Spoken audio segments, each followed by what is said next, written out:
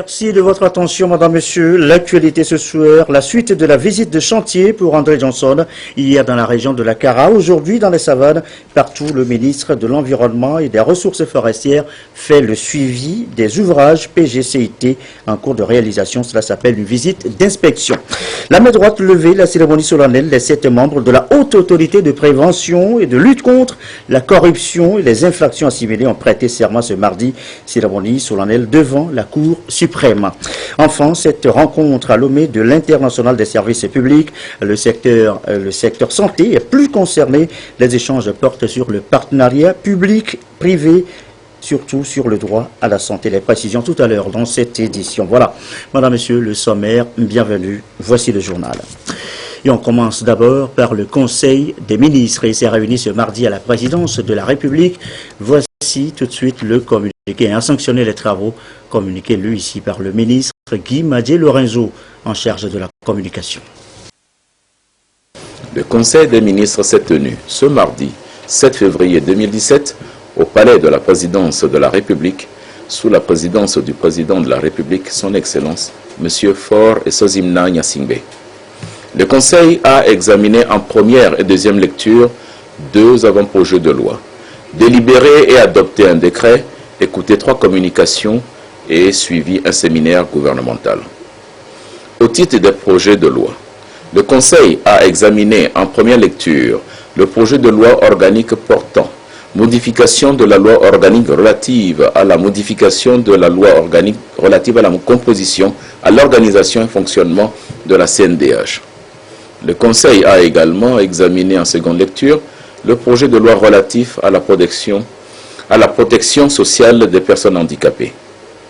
Au titre du décret, le décret adopté par le Conseil porte création, attribution et fonctionnement de la cellule de suivi stratégique des objectifs du développement durable et des accords internationaux sur le développement. En effet, en adoptant les objectifs de développement durable en septembre 2015, le Togo, à l'instar des États membres de l'Organisation des Nations Unies, s'est engagé à ne laisser personne de côté et donc à mettre en œuvre les 17 objectifs de développement durable. L'agenda de développement à l'horizon 2030 vise l'inclusion économique et sociale des populations. Il prévoit en son sein un mécanisme de suivi qui situe les responsabilités au niveau national, régional et international. Dans ce sens, il s'est avéré nécessaire de mettre en place une cellule de suivi stratégique au niveau de la présidence de la République pour suivre l'état d'avancement des actions prioritaires décidées par le gouvernement en la matière. Cette cellule travaillera en étroite collaboration avec tous les acteurs impliqués dans la mise en œuvre des engagements pris par notre pays.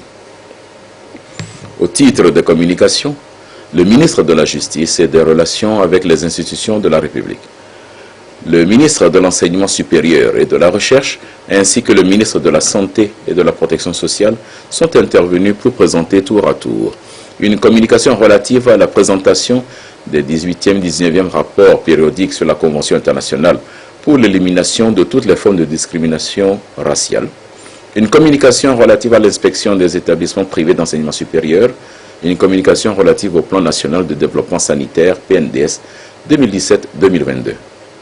La première communication rend compte du rapport de présentation de notre pays sur la Convention internationale pour l'élimination de toutes les formes de discrimination dans les différents domaines couverts par la Convention, tant sur le plan législatif que sur le plan socio-économique. À la suite de cette présentation et des échanges, il est apparu que le Togo a réalisé de nettes avancées et a été encouragé à poursuivre ses efforts. La seconde communication présente les résultats de l'inspection des établissements privés d'enseignement supérieur du Grand Lomé qui a permis de faire un diagnostic organisationnel fonctionnel de ces établissements au regard de la mise en œuvre du cahier des charges des établissements privés d'enseignement supérieur conçu à partir du référentiel du CAMES. Il en résulte que sur les 62 établissements inspectés, 49 sont de bonne qualité, 7 de moyenne qualité, 1 de mauvaise qualité et 5 de très mauvaise qualité. Soucieux de garantir une formation de qualité aux apprenants, afin de leur donner plus de chances sur le marché du travail devenu très concurrentiel, les établissements classés de mauvaise qualité ont été contraints à cesser immédiatement leurs activités de formation. Le Conseil a recommandé au ministre en charge de l'enseignement supérieur, au ministre des enseignements primaires et secondaires, ainsi qu'au ministre chargé de l'enseignement technique et de la formation professionnelle, de tout mettre en œuvre pour continuer ce type d'inspection sur toute l'étendue du territoire national et permettre que la jeunesse togolaise puisse bénéficier, tant dans le domaine public que privé, des enseignements et des formations de qualité, en fermant tous les établissements qui ne répondent pas aux critères de l'excellence. La troisième communication présente la méthodologie et le processus d'élaboration du plan national de développement sanitaire 2017-2022, l'évaluation du plan national du développement sanitaire finissant, le cadre stratégique du nouveau plan avec des priorités, son mode de financement et le mode d'emploi et de suivi-évaluation du PNDS.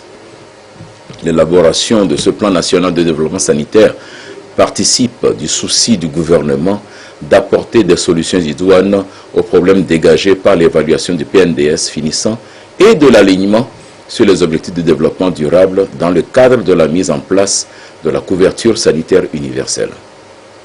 Au titre du séminaire gouvernemental, le Conseil a suivi pour la seconde fois la présentation de la revue globale de la mise en œuvre de la SCAP sur la période de 2013 à 2015. Cette présentation, illustrée par un tableau, a mis en exergue les résultats obtenus dans la mise en œuvre de la SCAP sur la période de 2013 à 2015.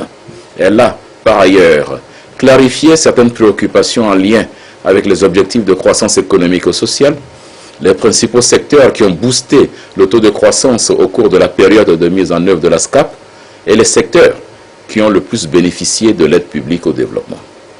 Cette présentation, très importante, a été enrichie par les différentes contributions des autres départements ministériels en vue de la finalisation du document et d'aller vers plus de performances en faveur de nos populations.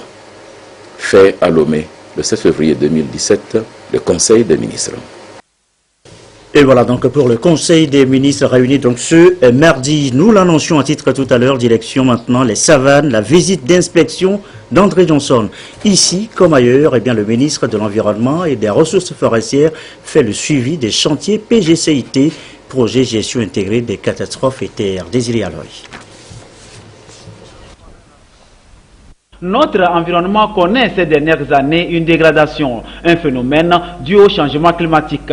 Au Togo, le gouvernement mène des actions à travers le projet de gestion intégrée des catastrophes et des terres, PGCT, pour faire face à la situation. Des actions de prévention et de gestion à l'image de ce camp de sapeurs-pompiers à Dapaon et le reboisement du projet AREF à Narciet, visité par le membre du gouvernement André Johnson en charge de l'environnement. Alors évidemment à Dapaon c'était la quatrième caserne, bien la quatrième unité de secours que j'ai visité. Après Atapamé et Sokodé, j'avoue que j'ai été très déçu par le taux de réalisation et les conditions dans lesquelles les travaux se font. On va veiller à ce que les choses se fassent dans le nord. Après avoir visité justement le reboisement qui se fait, un reboisement réussi dans les berges de Lili, et je me retrouve cet après-midi à Nassiette où on assiste également à un reboisement qui est aussi réussi. Aujourd'hui, avec ce reboisement et avec ce travail de titan où les femmes ont été associées, bien que ça représente un travail difficile, c'est un investissement agréable à constater et ma foi, aux populations qui s'échinent déjà à faire de ce coin un petit havre de paix et un havre de développement, je leur dis bon courage. Des réalisations qu'apprécient les riverains. Les femmes qui n'avaient pas de terre, aujourd'hui elles ont des terres à cause de la récupération des terres que nous avons pu faire dans ce projet. Et tout au long de la montagne aussi, vous allez voir que nous avons installé une ceinture verte qui soutient la montagne. Ces plans sont sur près de 6 km. Et sur tous ces 6 km, les plants vivent et sont bien entretenus. Plusieurs actions dans le cadre du PIGCT sont menées dans la région des Savanes avec le soutien de la Banque mondiale. Et la première réaction, la toute première réaction en cas de catastrophe, eh bien, c'est le secours porté aux victimes. Tout un savoir-faire, un art. Le ministère de la Sécurité et de la Protection civile forme donc depuis hier population civile et forces de l'ordre sur justement les techniques de base du secourisme. Ramdan Bassina.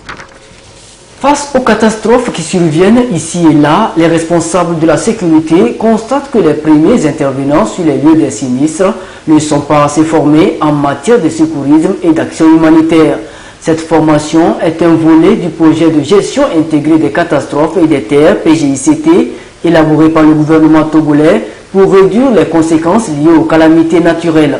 Elle est destinée aux organisations de la société civile et aux forces de défense et de sécurité. Le ministère de la Sécurité et de la Protection civile, pris seul, ne peut pas résoudre tous les problèmes de gestion en situation d'urgence.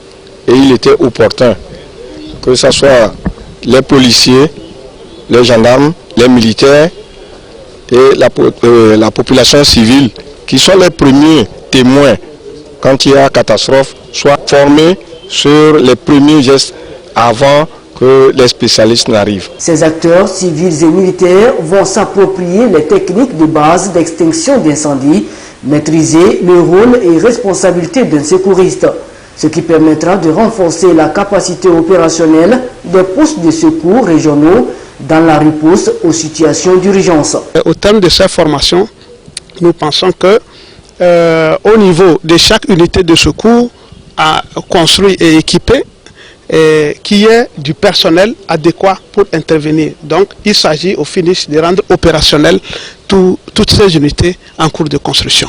La formation a bénéficié de l'appui technique et financier de la Banque mondiale. Elle prendra aussi en compte les acteurs des autres régions du Togo. Encore un mot à propos des crises de l'environnement, les menaces chimiques, biologiques, radiologiques et nucléaires. Comment gérer ces risques, le danger surtout pour la santé humaine? Eh bien, la préoccupation fait l'objet d'une séance de formation ouverte depuis hier. Les précisions de Douaré, Gérald Aboudjou. Les produits chimiques, à l'instar des engrais, des additifs alimentaires, des produits pharmaceutiques, des combustibles sont indispensables dans plusieurs secteurs d'activité humaine, tels que l'exploitation minière, la production industrielle, la production énergétique, l'agriculture ou encore la santé. Ils sont souvent utilisés, disent les experts, de manière inappropriée, ce qui constitue un véritable danger pour la santé humaine et environnementale. Pour prévenir et atténuer les risques qu'ils sont susceptibles d'entraîner, les acteurs clés de l'environnement et des industries s'approprient les mesures de précaution à observer en vue de leur utilisation sécurisée. Il s'agira d'appuyer également les CL qui disposent des produits chimiques à des quantités données et qui peuvent connaître des incidents à tout moment, à élaborer les plans opérationnels. Donc il s'agit de les accompagner également à stimuler, à mettre en exercice ces plans pour être efficaces et pouvoir répondre promptement en cas d'accident. L'adhésion du Togo aux instruments internationaux traitant des questions chimiques a permis de bénéficier de l'appui technique et financier de l'Union européenne et du Bénin qui ont une expertise reconnue en la matière. On produit au jour d'aujourd'hui des substances pour la consommation, beaucoup, et ça passe par ces produits qui sont dangereux pour la santé.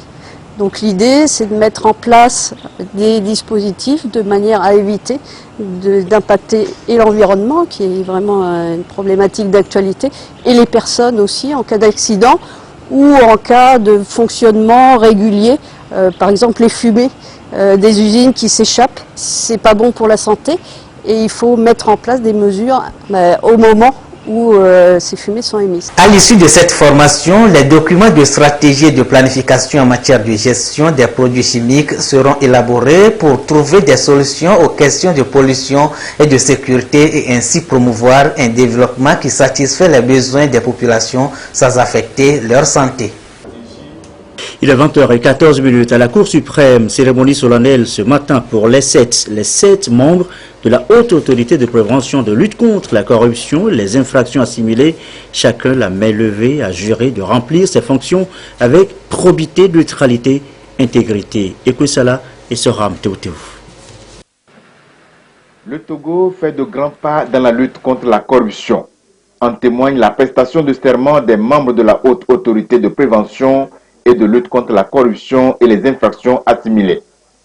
Levez la main droite et dites à haute et intelligible voix, je le jure. Je le jure. Je le jure. Je le jure.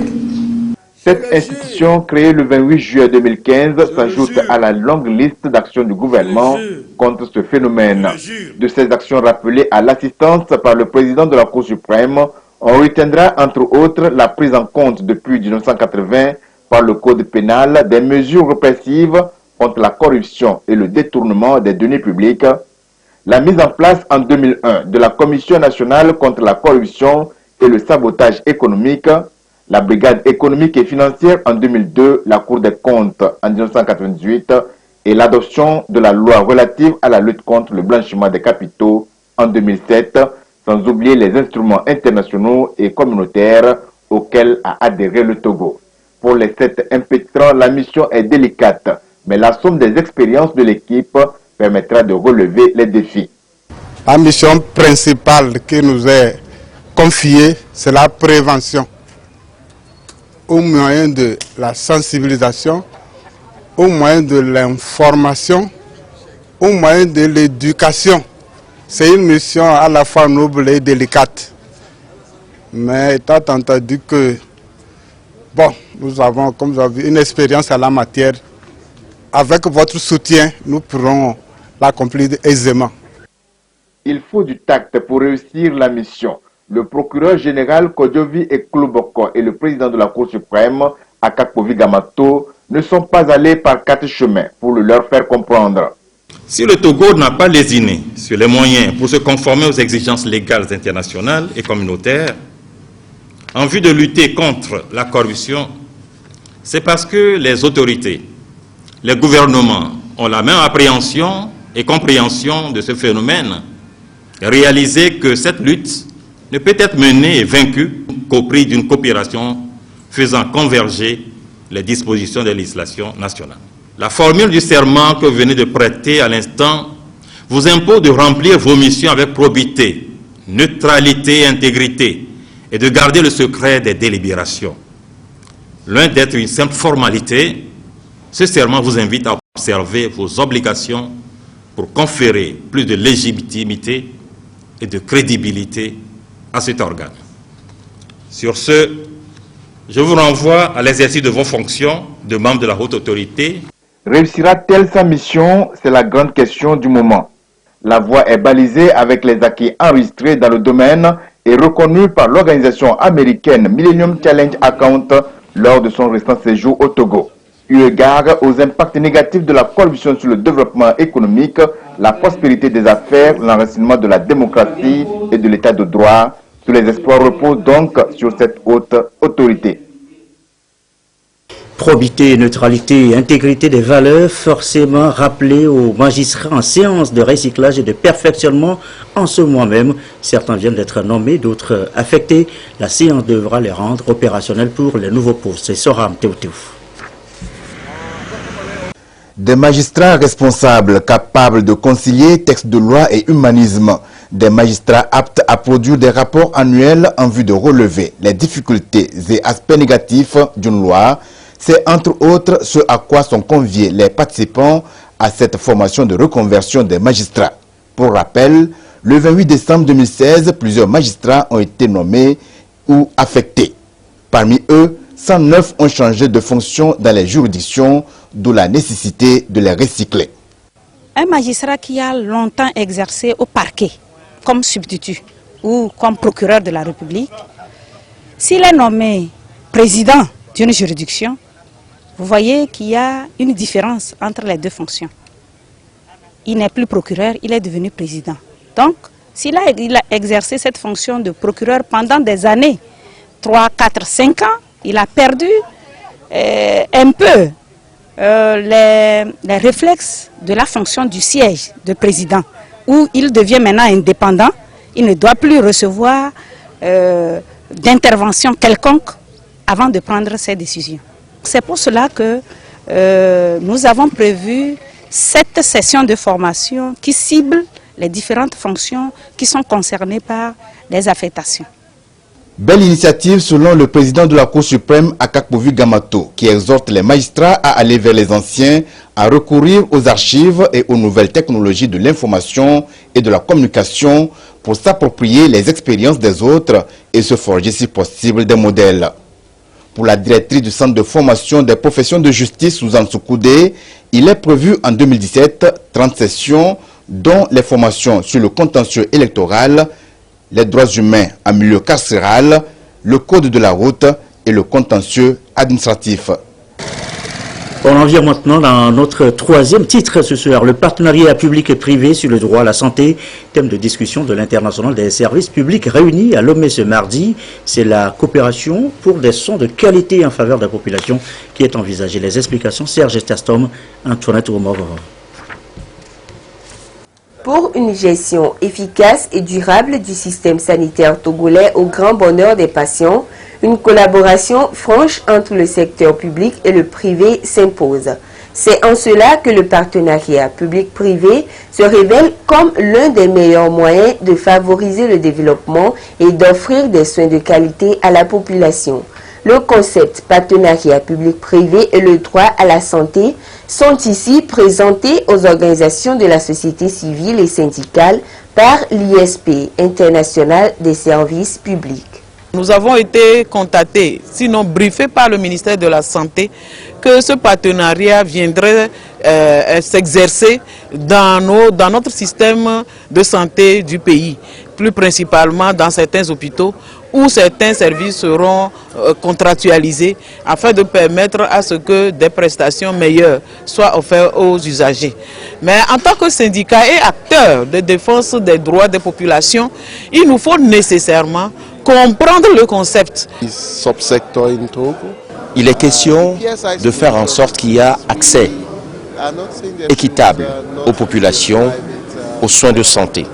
Nous estimons que ces fonds publics pourraient être utilisés pour justement développer les infrastructures de santé et offrir des soins de santé de qualité aux populations. Avec le dysfonctionnement observé dans le système de santé publique, le gouvernement a déjà entrepris des réformes pour régulariser le secteur. Il s'agit entre autres de l'approche contractuelle afin de réglementer le fonctionnement des hôpitaux publics du Togo. Et cette réunion de la commission consultative sous-régionale de l'ISP se révèle comme un accélérateur pour améliorer l'accès des populations aux services de la santé. Voilà, l'utilisation des fonds publics justement. Et pour le personnel, une gestion de plus en plus efficace et transparente des fonds de subvention est exigée. On veut y voir plus clair pour parler familièrement. La solution, l'utilisation d'un logiciel appelé tableau de bord. Les agents sont justement à l'école de cet outil. Les précisions de Koumou Boyote. Que faut-il donc faire? Quelle stratégie faut-il envisager pour satisfaire la curiosité et attirer davantage la confiance des partenaires au développement, en l'occurrence le Fonds mondial dans la gestion des subventions allouées au Togo en faveur de la lutte contre le VIH-Sida, la tuberculose et le paludisme. La question de la transparence reste alors posée. Et pour relever ce défi, l'usage du tableau de bord constitue l'ultime alternative. Ce nouveau logiciel, selon les experts, a fait ses preuves. Il permet de gérer au mieux les risques. Depuis ce matin, les acteurs du secteur de la santé sont à l'école de cet outil. C'est un outil très puissant de gestion des risques. Donc, il permet de déceler les risques financiers qui peuvent empêcher l'atteinte des résultats. Il permet de déceler les risques en matière de rupture de stock pour éviter que les populations ne puissent pas bénéficier des traitements qu'il faut. Il permet également de déceler les risques programmatiques, donc les indicateurs programmatiques pour lesquels le pays s'est engagé avec le Fonds mondial, de savoir leur rythme de progression et d'anticiper les contre-performances. Donc l'utilité réelle du tableau de bord, c'est dans ce sens. La démarche vise essentiellement l'amélioration de la performance des subventions.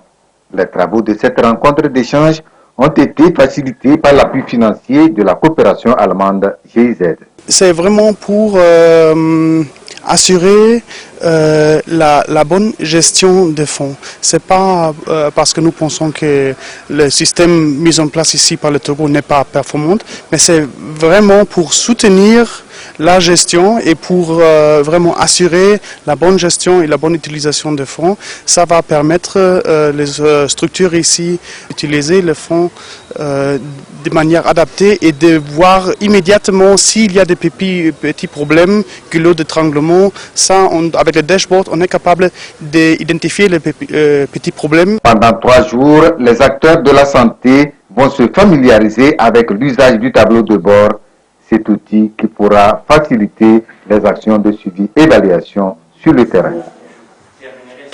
Les droits et devoirs des élus consulaires pas forcément connus de tous, ni même des élus eux-mêmes parfois. Une séance de formation ouverte hier devra justement leur permettre de bien remplir et dans les conditions requises leurs devoirs. Lucassi. Élus en décembre dernier pour un mandat de 4 ans renouvelable une fois, les 110 élus consulaires de la Chambre de commerce et d'industrie du Togo CCIT se familiarisent avec les méthodes et outils de travail de cette institution. À l'issue de cette session de formation, ils seront en mesure de bien accomplir leurs tâches et de représenter valablement la CCIT hors du Togo. La Chambre de commerce a été renouvelée à plus de 70% avec des élus nouveaux qui ne connaissent pas nécessairement ce métier. Même si ce n'est pas un métier, on est au service des autres. Encore une fois, j'insiste bien, les élus sont là au service des entreprises. La finalité, c'est de faire développer, que les entreprises se développent dans le secteur industriel et commercial. C'est ça le rôle d'une chambre de commerce. Et il y a un deuxième rôle qui est complètement lié, c'est la formation. Pour les premiers responsables de cette institution, cette formation est la bienvenue, d'autant plus qu'elle permettra aux nouveaux élus d'être à la hauteur de leurs attributions. Les élus consulaires sont les représentants de la Chambre de commerce sur toute l'étendue du territoire. Et ils doivent travailler dans le sens de faire évoluer la Chambre dans tous les domaines. Et ils doivent être formés. Nous les formons parce que c'est de nouveaux élus consulaires. Ils ont besoin d'être appuyés pour qu'ils soient performants sur le terrain.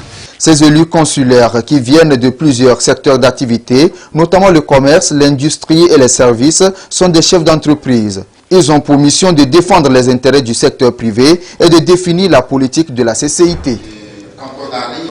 Et 6 ans après le lancement du projet sur le cadre intégré renforcé en matière de commerce, eh bien l'heure est au bilan pour réactualiser de nouveaux systèmes et stratégies en vue de faire du commerce un outil essentiel de la croissance. Les acteurs du ministère du Commerce sont donc en séance de formation sur le sujet depuis hier. Firmé Adinaré pour les précisions. Au regard des initiatives entreprises par le Togo dans le cadre de la mise en œuvre du cadre intégré renforcé, il y a lieu de constater que le commerce est aujourd'hui bien ancré dans les stratégies de développement du pays. L'évolution du contexte socio-économique national et international, 6 ans après la réalisation de l'étude diagnostique sur l'intégration du commerce du Togo, exige une actualisation de ce projet. Et ceci pour une meilleure prise en compte du commerce dans les politiques sectorielles et les stratégies de développement du Togo. Il est apparu nécessaire donc de faire l'actualisation de cette étude pour prendre en compte un certain nombre de secteurs. Nous sommes dans un système commercial multilatéral. Il faudrait que le Togo puisse s'insérer véritablement dans ce système commercial. Donc il faudra quand même essayer de régler les difficultés du commerce pour permettre donc aux opérateurs économiques de vendre au niveau régional et international. Le cadre intégré renforcé est un programme destiné à faire du commerce un outil de croissance et de réduction de la pauvreté, d'où la nécessité pour le Togo de jouer sa partition en vue de prendre activement part au commerce international à travers une augmentation du volume de ces échanges, la recherche de la compétitivité de ces produits ainsi que l'amélioration continue de l'environnement des affaires.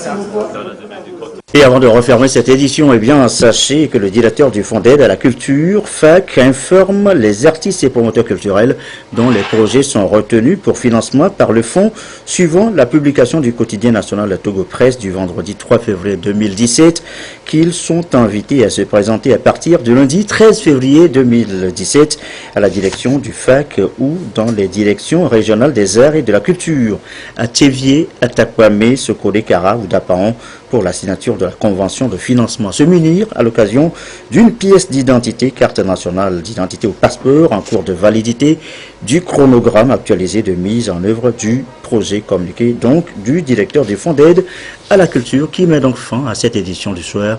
Merci à vous de nous avoir suivis. Je vous souhaite une très belle soirée.